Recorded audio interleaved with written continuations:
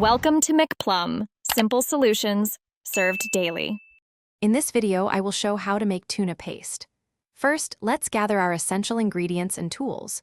You will need 1 5-ounce can of tuna, thoroughly drained, along with 2 tablespoons of creamy mayonnaise. For a delightful crunch, finely chop 1 stalk of celery and 1/4 of a small onion.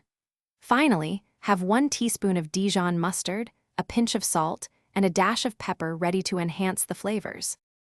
Now that you have all your ingredients, let's prepare the star of our dish, the tuna. Carefully open your can of tuna and ensure you drain all the excess liquid completely.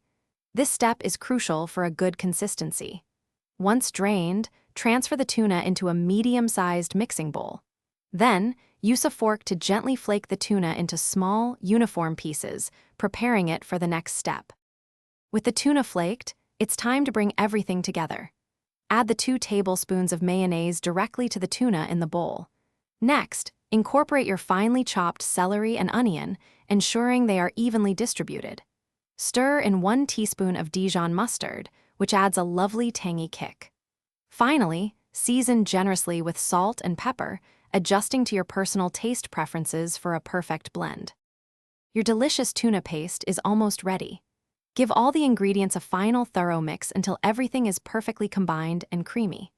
Take a small taste and adjust any seasonings, like adding a little more salt or pepper, to achieve your desired flavor profile. You can serve this versatile paste immediately on crackers, fresh bread, or even in crisp lettuce wraps. Store any leftovers in an airtight container in the refrigerator for up to 3 days. Thanks for watching. Stay juicy and subscribe.